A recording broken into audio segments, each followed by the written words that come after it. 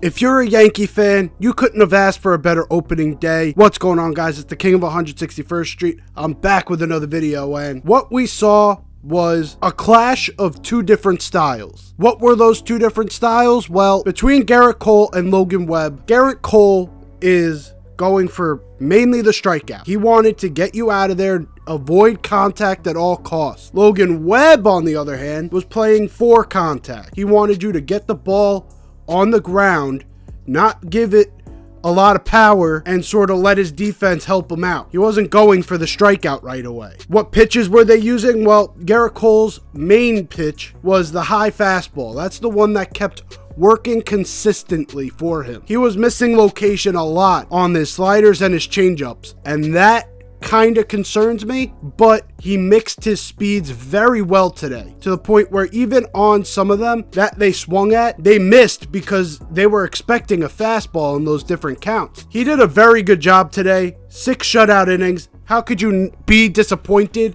in what he did? There's just a few control issue scenarios that, again, it bit him in the ass last year, and we're still seeing it right now. The control has to get better. He has to be able to command, especially in the cold weather, because this is simulating October. This is like a small piece of what you're giving October. So you're going to have to step up even in the cold terrain. But overall, great performance from Gerrit Cole. And then on the side of Logan Webb, he was throwing his sinker a lot. He was throwing a changeup a lot.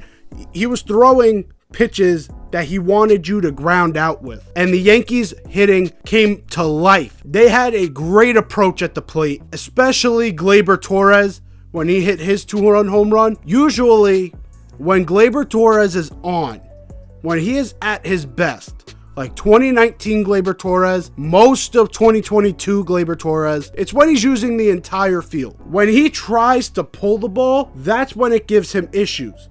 And you can tell when he does it, because you can see him sort of take a step and pull back, right? His shoulder sort of gives out to try and get that pull off. It gets him off the center line, and it just creates too much movement for him to get his swing around. When he uses the entire field and he's willing to go the other way, his swing is much more compact and he stays through the zone. That's what you saw there. Again, a sinker ball pitcher, what do you have to do? You have to play it the other way if you want to get it in the air. You have to get under it, and you have to wait for it to finish its motion. That's what Aaron Judge did on his hit, and that's what Gleyber Torres did. Just an amazing outing by these hitters. Gleyber Torres being my MVP for the day, other than Gerrit Cole, obviously. Gerrit Cole has to be the MVP of the day, but the hitting MVP, I give it to Gleyber Torres just because if he can do that, that will dispel any trade rumors that are coming out. If he can have this amazing start, it'll fix a lot in that front office, and it will fix a lot with any doubts coming from the fan base, which I'm not seeing much. A lot of people want Gleyber here in the Bronx. The front office seems to differ, but if he keeps doing this, they have no choice but to keep him. Because if he's helping us win games like this, there may not be a better hitting second baseman in the game when he's on. And I know that's a very outlandish claim, but personally, when Gleyber Torres is hot, there's no scarier second baseman. And you sort of saw why today. Against a sinker ball pitcher, he's able to wait on it, go the other way, and he's able to give us a 3-run lead. Now, we did have a few guys struggle today, like Oswaldo Cabrera. He had a golden sombrero, which again, it's very early, so I can't declare anything. Meaning, I can't even go out and say that Gleyber Torres now, because of this, is going to have a great year. Just because Aaron Judge in his first at-bat as captain just hit his home run doesn't mean he's going for 162. That's what he's on pace for now. Same thing with Torres. They're on pace for 162 home runs. There's really not enough sample size here to really make any declarative statements. But it really did seem like Oswaldo struggled with those breaking balls, especially when they were coming in. When they were coming in on him, he seemed to not see it very well. He had a few balls that you were just like, why are you swinging at that? And it started on the inside part of the plate, which is why I was very confused. Because if you see the break on a pitch and it's already on that inside part, you know it's coming towards you. He's going to have to figure out how to detect those breaking balls a little sooner than when he does. Sort of make decisions quicker off of that. The decision making has to be better in that regard. But again, it's only one game. But I know why we're all here. Anthony Volpe started at shortstop. He got the number 11 from Brett Gardner. Brett Gardner gave him his blessing. Volpe showed me actually a lot today. He did not get a hit, but he was aggressive. When there were first pitch strikes, he went right after it.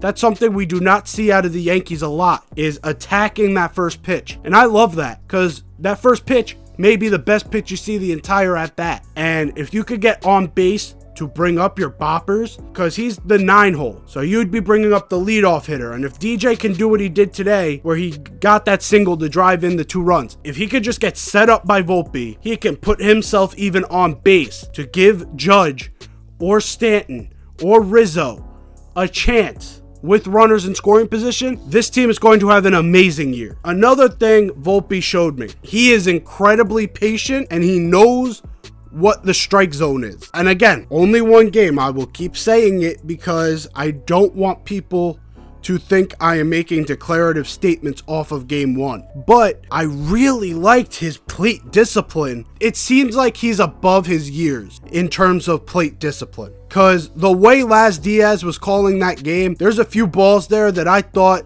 maybe a guy who was at his age level, which is my age. He's my age playing shortstop for the New York Yankees. And so that's what I'm comparing it to.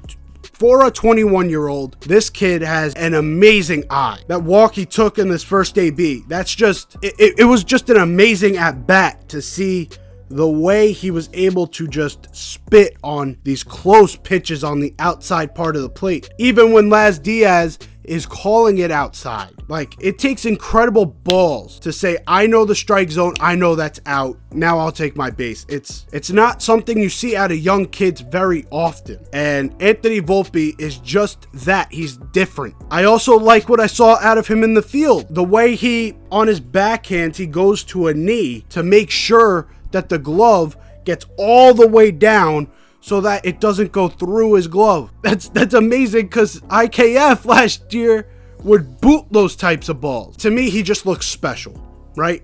Even the way he runs the bases. He takes this short-ass lead and then gets like a running start. I've never seen it before. I've never seen that before, but he still got a stolen base with relative ease, doing it that way. Do I know for sure he's going to pan out as the prospect we all expect him to be? I don't, but he has the intangibles that it is indeed possible, and I understand the hype around this kid. He's got something. I can't pinpoint exactly what that is, but he's got that it. Again, the plate discipline, it might just be IQ. His IQ is above what I've seen out of kids this age. That's what seems like is spreading him apart from the pack. His IQ is above where most kids are at this age. And something that they keep hammering home on the broadcast, even more than Brandon Crawford and Gerrit Cole being brothers-in-law, something that they're hammering home on the broadcast is how much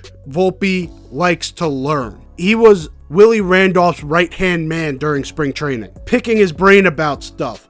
And then you see him in the dugout, intently listening anytime Willie talks. This kid is willing to learn. He is a student of the game, as they would say. He is still a student of the game, even though he has all this hype around him, and he's willing to learn from people who have done it before. He's got that thing. We will see where it takes him, but I wouldn't be surprised if it took him very far. That is it for me. The Yankees start the year 1-0. We have 161 more games left. Hopefully you'll be with me for the ride.